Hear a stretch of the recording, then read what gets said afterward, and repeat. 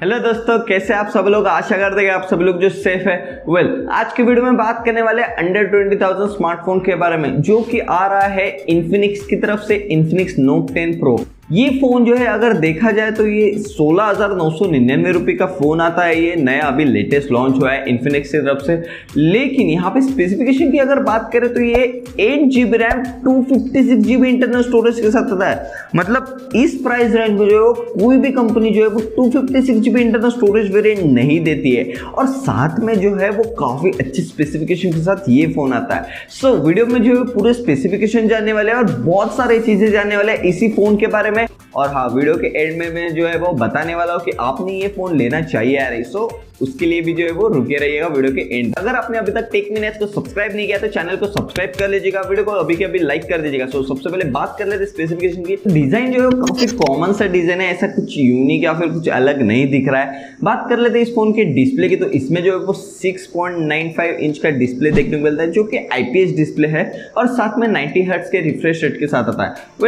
अगर एक चीज नोटिस की तो 6.95 इंच का ऑलमोस्ट जो है वो 7 इंच का इसमें डिस्प्ले आता है। मतलब जो हम पहले टैबलेट्स में डिस्प्ले देखते थे इतने बड़े बड़े, वैसा टैबलेट जैसा फोन लगता है, लेकिन एक्चुअली जो ये स्मार्टफोन है अभी जो है वो सबसे बड़ा डिस्प्ले देखा जा सकता है मे बी इस प्राइस रेंज में जो है वो 6.95 इंच का डिस्प्ले, तकरीबन 7 इंच का जो इसका डिस्प्ले आता है। बात कर लेते हैं इस फोन के प्रोसेसर की, तो इसमें जो है वो helio G95 प्रोसेसर देखने को मिलता है, जो कि काफी अच्छा मिड रेंज प्रोसेसर है। गेमिंग के लिए जो काफी अच्छा है। अगर आप BGMI खेलेंगे उसमें तो आपको जो है कुछ तकलीफ नहीं होगी, क्योंकि प्रोसेसर जो है वो मीडियाटेक का है और जो है बजट रेंज में जो काफी अच्छा प्रोसेसर है।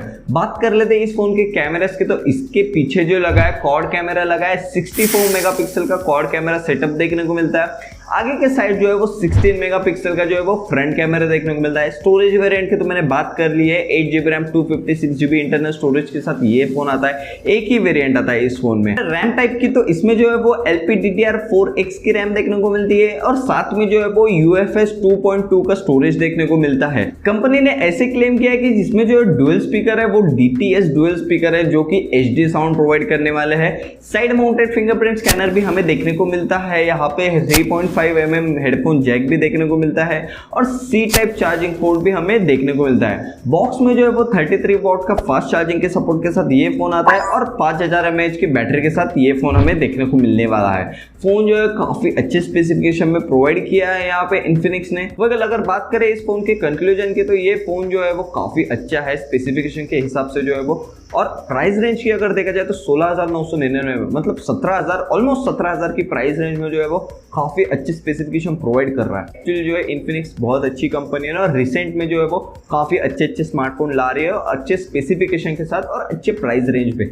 सो अगर उस रेंज में अगर आप फोन देख रहे हैं कोई, तो ये फोन जो है वो आपके लिए बेस्ट हो सकता है। आई होप आपको वीडियो अच्छा लगे। वीडियो अगर आपको अच्छा लगे तो वीडियो को लाइक जरूर कीजिएगा। चैनल को सब्सक्राइब नहीं किया तो चैनल को सब्सक्राइब कर लीजिएगा, क्योंकि मैं हर रोज ऐसे नए वीडियो लेके आता रहता हूँ आपके लिए। आई होप आपको वीडियो ये वाला अच्छा लगे और मेरे आने वाले वीडियो भी आपको अच्छे लगे। सो मिलते हैं नेक्स्ट वीडियो में।